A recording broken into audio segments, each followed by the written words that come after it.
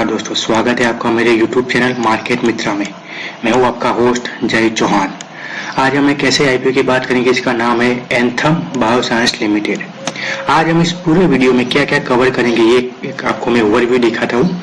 सबसे पहले हम एक एंथम बायोसाइंस लिमिटेड कंपनी का ओवरव्यू करेंगे, उसके बाद उसकी फाइनेंशियल डिटेल्स, उसकी केपीआई यानी की परफॉर्मेंस इंडिकेटर और आईपीओ की टाइम लाइन की और जीएमपी की।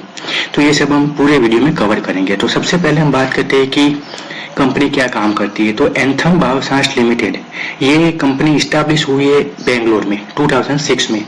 ये कंपनी टोटली जो अपना फोकस है वो सीआरडीओ में काम करती है, यानी कि contract research development manufacturing and organization में ये पूरी कंपनी काम करती है।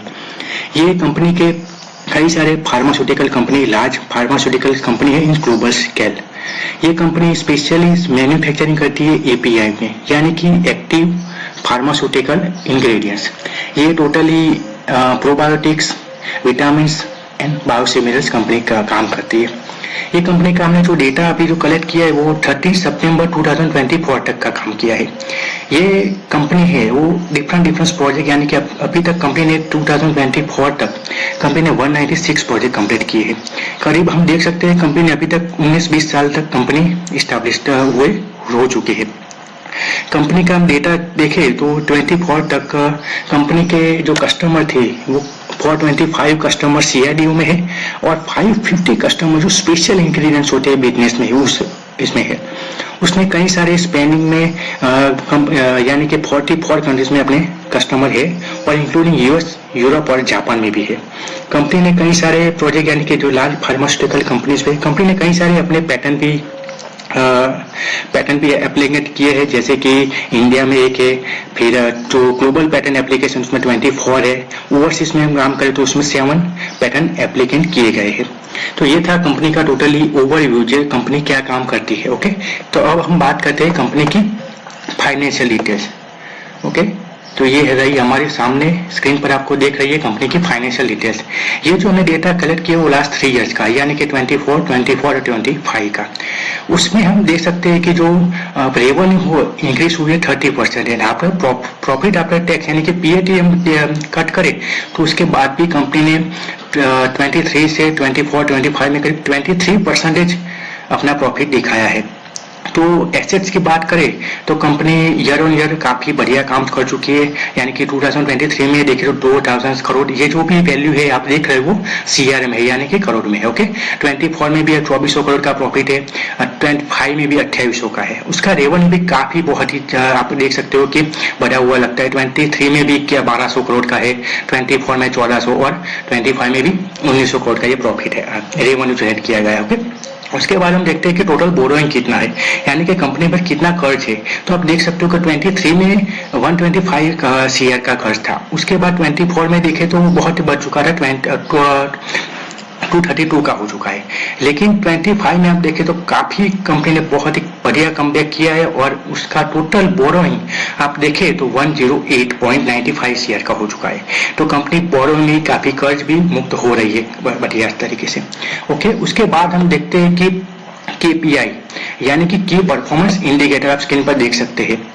तो कंपनी का जो मार्केट कैपिटलाइजेशन भी बहुत ही बढ़िया 31,867.39 सीआर का उसका बायोसाइंस का कैपिटलाइजेशन। ओके, तो केपीआई में देखें तो फर्स्ट ऑफ ऑल हम देखते हैं आरओई यानी कि रिटर्न ऑन इक्विटी। तो रिटर्न ऑन इक्विटी काफी बढ़िया माना जाता है जब 50% से अप हो। जब भी कोई कंपनी का आप आरओई देखे, चेक करें और 50% से अप हो तो आरओई बढ़िया माना जाता है। ओके, उसके बाद हम देखते हैं तो ये कंपनी का तो आप आरओई देख ही सकते हो 20.82% है, जो काफी बढ़िया माना जाता है। आरओसी यानी कि रिटर्न ऑन कैपिटल इक्विटी, तो ये भी बहुत ही बढ़िया है। डेब्ट इक्विटी तो बहुत ही बढ़िया काम करिए, 0.05 में है। RONW यानी कि जो RONW is equal to ROE होता है, यानी कि जो भी रिटर्न ऑन नेटवर्थ हुई तो ये भी ROE यानी कि रिटर्न ऑन इक्विटी हुई, तो दोनों सेम ही होगी। पीएटी मार्जिन यानी कि प्रॉफिट आफ्टर टैक्स, तो ये भी हमने पहले ही देखा था जो फाइनेंशियल डिटेल्स में कि जो टोटल 30% हुआ था, लेकिन प्रॉफिट आफ्टर टैक्स 23.38% है। प्राइस बुक वैल्यू भी बहुत ही बढ़िया है 30.23।